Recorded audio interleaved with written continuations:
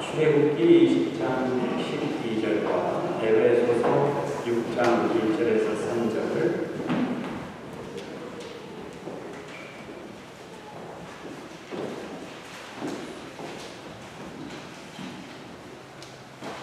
우리 교독으로 공독하시겠습니다. 연속으로 공독하시겠습니다. 내 부모를 공경하라. 그리하면 내 하나님 여호와가 내게 준 땅에서 내 생명이 길리라. 자녀들아, 주 안에서 너희 부모에게 순종하라. 이것이 옳으니라. 내 아버지와 어머니를 공경하라. 이것은 약속이 있는 첫 계명이니 이어서 너희가 잘되고 안에서 장수하리라. 아멘. 기도하시겠습니다. 거룩하신 하나님,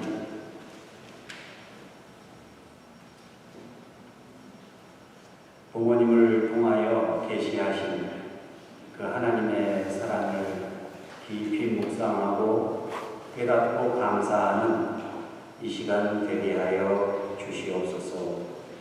예수 그리스도의 이름으로 기도하옵나이다. 아멘. 오늘 본문의 말씀들을 종합해보면 부모님을 잘 공경하고 부모님께 잘 순종하고 그러면 이 땅에서도 잘 살고 형통할 뿐만 아니라 그리고 또 오래오래 장수할 수 있다. 그런 내용의 말씀입니다. 사실 저는 이 말씀을 그냥 추상적으로 어떤 상징적인 표현으로 그렇게 막연하게 생각을 해왔는데 제가 이곳에 좀 뒤늦게나마 어머니의 모습을 지켜보면서 조금 이 본문의 말씀을 실감 있게 느낄 수 있게 됐습니다. 그래서 본문의 말씀을 통해서 다음과 같이 여러분들과 함께 교훈을 나누고자 합니다. 첫 번째로, 부모에게 효도하는 일이 옳은 일이라는 사실입니다. 에베소서 6장 1절 본문, 자녀들아, 주 안에서 너희 부모에게 순종하라. 이것이 옳으니라. 자녀가 부모에게 순종하는 것, 이게 그냥 해도 되고 안 해도 되고 그런 게 아니라 그게 옳은 일이기 때문에 반드시 해야 된다는 의미입니다. 이 세상에서 하나님 다음으로 우리 인간을 축복하고 잘 되기를 바라는 존재가 있다면 그것은 바로 부모입니다. 아무리 무식하고 아무리 악한 부모라도 그래서 자기 자신의 인생은 다 망가지고 실패한 인생을 살았다 할지라도 자신만큼은 그렇게 살기를 원치 않아요. 행복하고 바르고 그런 삶을 살기를 원하는 존재가 바로 부모입니다. 때문에 부모의 말씀에 순종하는 것이야말로 사실은 가장 안전하고 가장 옳은 길이라는 사실입니다. 한국 사법부 역사에 유명한 판사가 계신데 이 판사가 법사등이에요. 어린 시절에 그 아버지가 술을 너무 많이 마시고 완전히 도박꾼이에요. 그래서 다시는 도박 안 하겠다고 손가락을 잘랐어요. 그런데 손가락이 하나 없으니까 네 손가락으로 또 노름을 하는 거예요. 그 맹세할 때마다 손가락을 하나씩 잘랐대요. 그랬더니 나중에 손가락이 없으니까 그 다음에는 대리인을 내세워서 계속 도박을 끊지 못하고 노름을 한 거예요. 그래서 가산을 전부 탕진하고 그 집안이 오죽했겠어요. 그 어머니가 이제 삭바느질로 이제 품을 팔아서 겨우 이제 자식들 입에 풀칠하고 살아가는데 한밤중에 이제 집에 와가지고 노름 미쳤네 너라고 그렇게 실행을 벌이다가 그 아버지가 그 아들을 마당에다가 내동댕이 쳤는데 그때 곱사등이 된 거예요. 그런 어처구니 없는 그런 구박을 받으면서 어머니가 교회에 나와서 열심히 기도하고 자녀들에게 믿음을 심어줬는데 한편이 곱사등이 된 그 아들은 친구들이 뭐 놀아주기를 합니까? 병신이라고 손가락질하고 그러다 보니까 그냥 혼자 앉아가지고 책만 보고 공부만 한 거예요. 그래서 좋은 대학 들어가고 사법고시 패스해서 이제 판사가 됐습니다. 그렇게 판사가 됐는데 아버지도 곱사등이 된 거 아니에요? 그런데 그렇게 만든 아버지를 그렇게 극진히 봉양을 하더라는 거예요.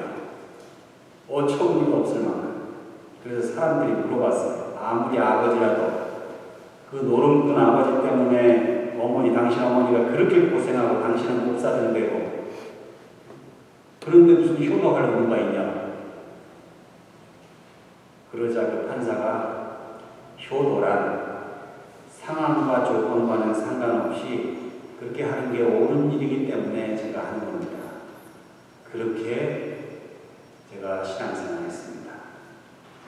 그래서 동네 사람들이 그 곱사등 판사 어렸을 때는 말도 걸지 않고 병신이라고 손가락질하던 그 판사를 그 동네에 그렇게 존경을 하게 되고 그 판사 때문에 그 동네 전부 다 교회 나가게 됐대요.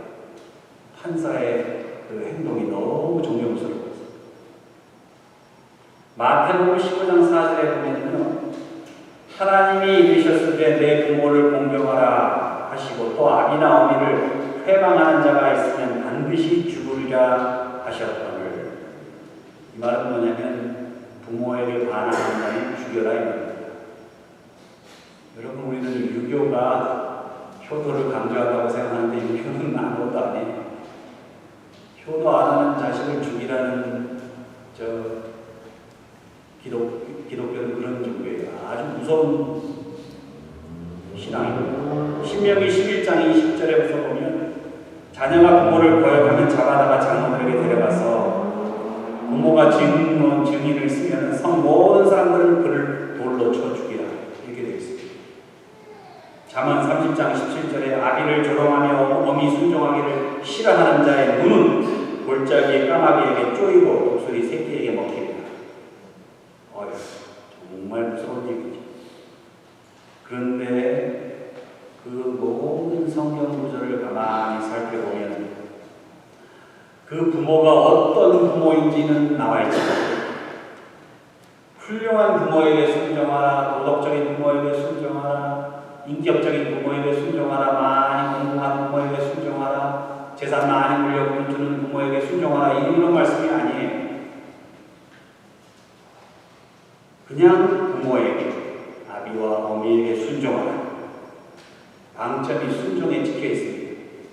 왜냐? 효도란 옳은 일이기 때문에, 마땅히 해야 할 일이기 때문에.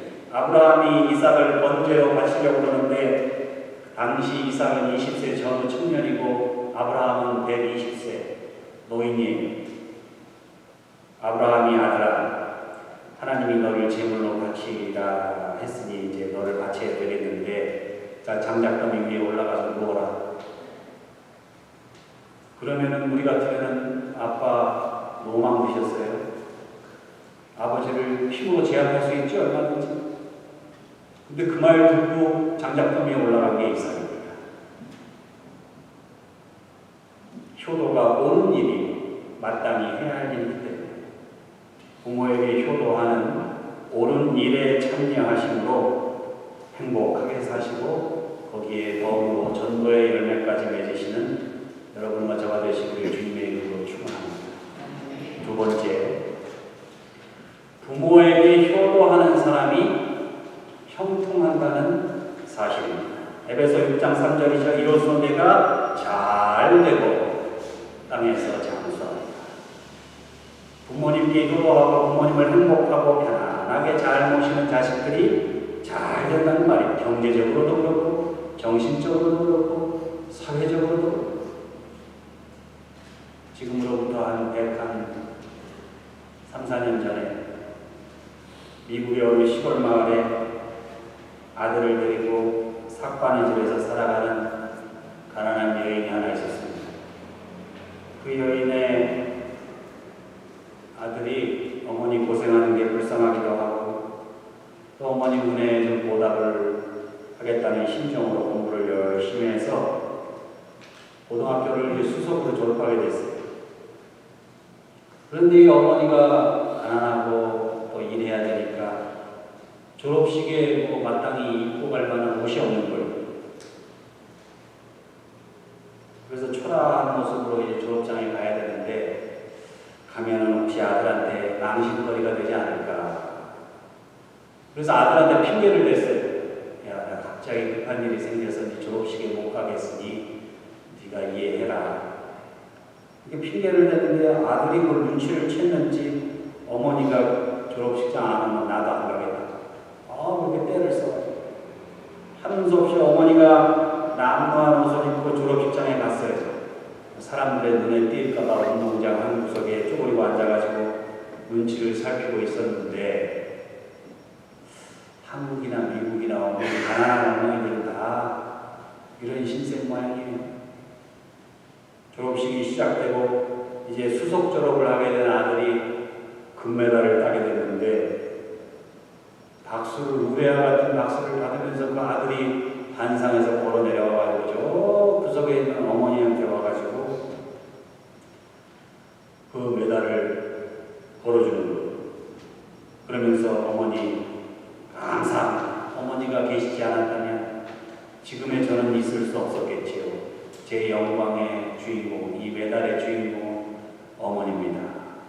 그러니까 사람들이 그냥 조금 전까지만 해도 눈길도 안 줬는데 수석한 그 아들이 가서 저 금메달을 걸어주니까 다 쳐다보면서 박수를 쳐주는 거예요.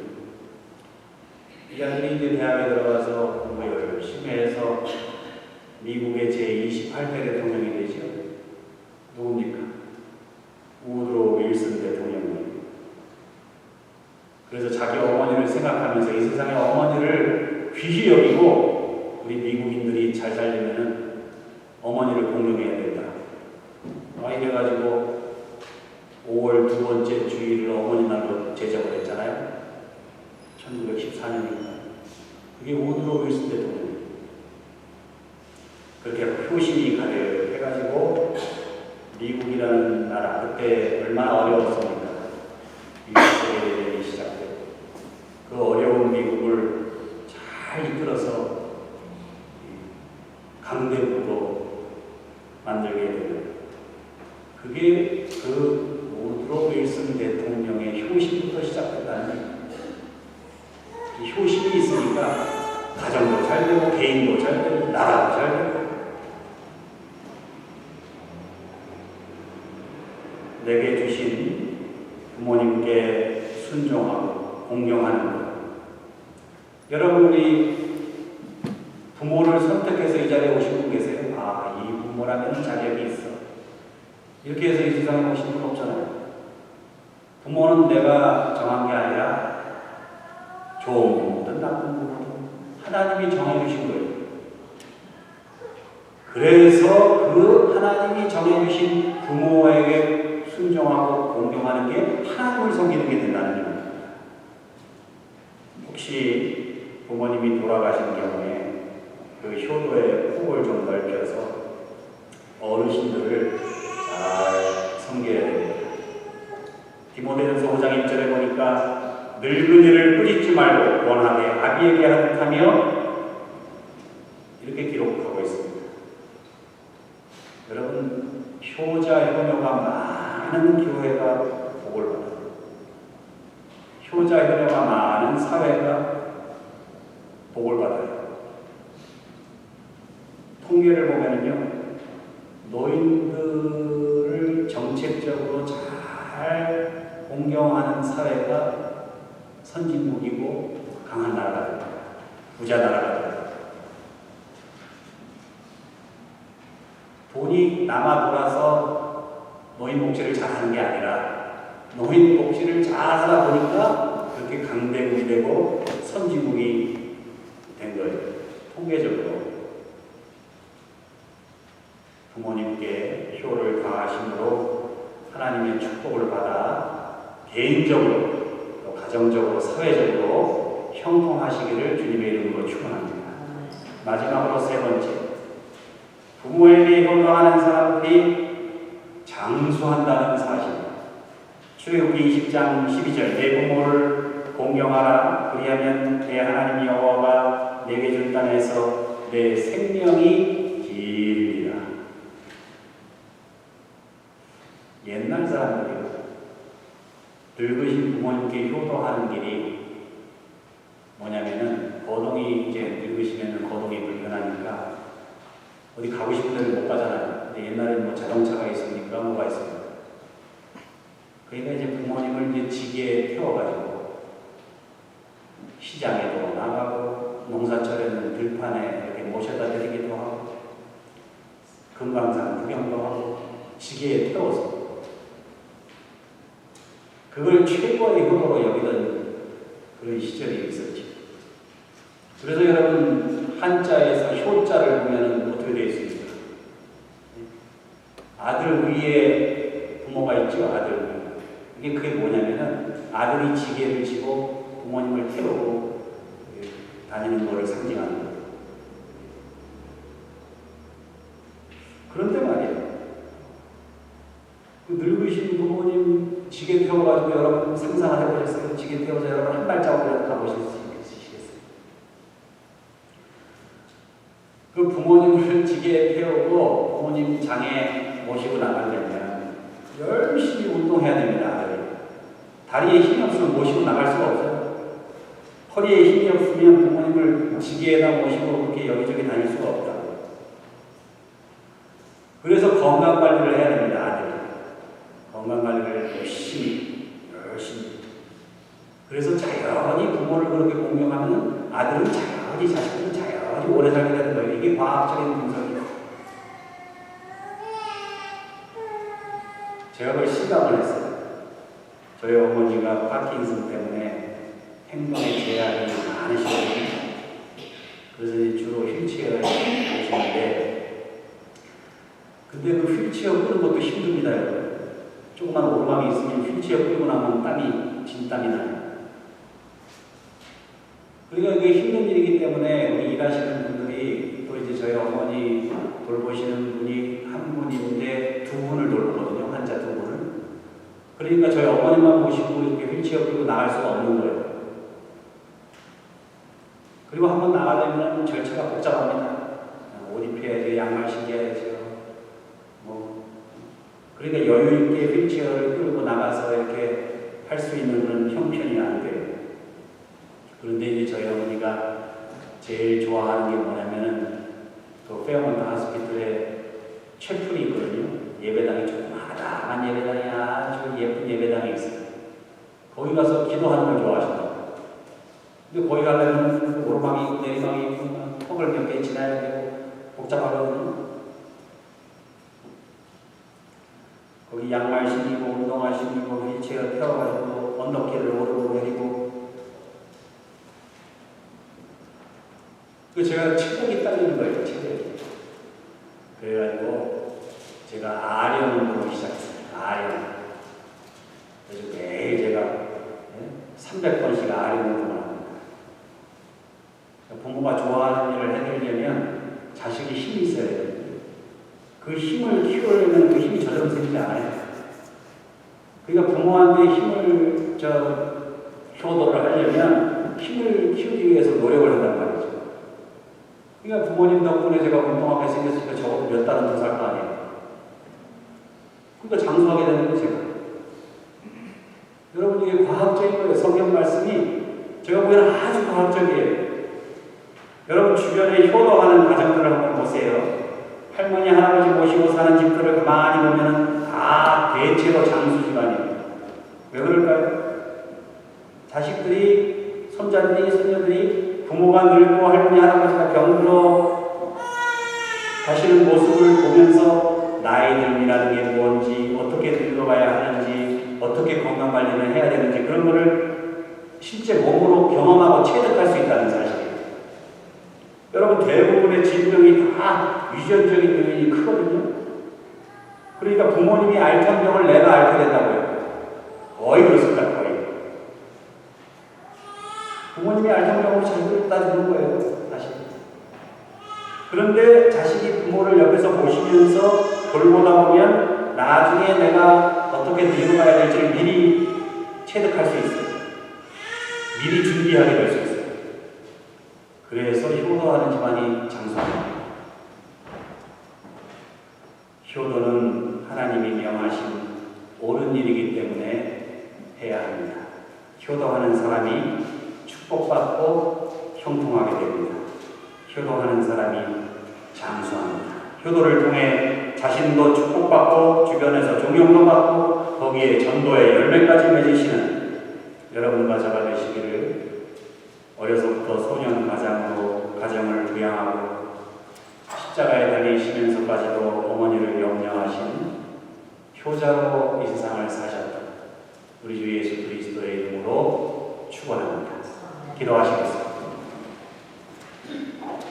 거룩하신 하나님, 주님께서 저희들에게 어머니를 주시고 또 아버지를 주시고 그들의 삶을 통하여 내 삶을 되돌아보게 하시고 성공의 비결을 알게 하시고 그래서 형통케 하시고 장수케 하시는 그 놀라운 비밀을 저희들에게 계시해 주셨사오니 주여, 이제 저희들 자신을 위해서라도 부모에게 순종하고 부모를 공경하며 사랑하며 또 부모가 이미 소천하셨다면 내 이웃의 어르신들을 부모님처럼 공경하며 사랑하며 순종하며 그렇게 살아감으로 교회가 복을 받고 가정이 복을 받고 또 복받는 공동체가 될 수 있도록 축복해 주시옵소서. 예수 그리스도의 이름으로 기도하옵나이다.